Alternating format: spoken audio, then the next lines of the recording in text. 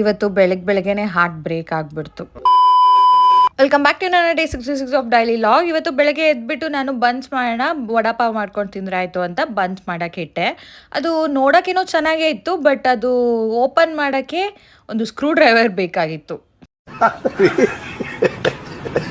First time ಅಲ್ವಾ ಹೋಗ್ಲಿ ಬಿಡು ಅಂತ ಬಿಟ್ಟಾಕಿ ನಾನು ಗಿಡಗಳು ಹಾಕಿದ್ದೆ. ಡ್ರ್ಯಾಗನ್ ಫ್ರೂಟ್ ಗಿಡ ಹಾಕಿದ್ನಲ್ಲ, ಅದು ತುಂಬ ಚೆನ್ನಾಗಿ ಚಿಗಿತಾ ಇತ್ತು. ಆ್ಯಂಡ್ ನಾನು ರೀಸೆಂಟಾಗಿ ತುಪ್ಪಿರೆಕಾಯಿ ಬಳ್ಳಿ ಕೂಡ ಹಾಕಿದ್ದೆ, ಅದು ಕೂಡ ಸಸಿ ಬಂದಿತ್ತು. ಆ್ಯಂಡ್ ಇದು ಬಂದುಬಿಟ್ಟು ಚಳಂಬ್ರಿಕಾಯ್ದು. ಆ್ಯಂಡ್ ಇದು ಈರುಳ್ಳಿ ಸೊಪ್ಪು, ನಿಮಗೆಲ್ಲ ಗೊತ್ತೇ ಇರುತ್ತೆ. ನನ್ನ ಗಿಡಗಳನ್ನೆಲ್ಲ ನೋಡಿಕೊಂಡು ನೀರಾಗಿ ಬಂದು ಒಳ್ಳೆ ಭೋಜನ ಮಾಡಿಕೊಂಡು ತಿಂದು ಒಂದು 2 hours ನಿದ್ದೆ ಮಾಡಿ ಎದ್ದೇಳೋಷ್ಟೊತ್ತಿಗೆ ನನ್ನ ಅಮ್ಮ ಸೊಪ್ಪು ಸೋಸ್ತಾಯಿದ್ರು.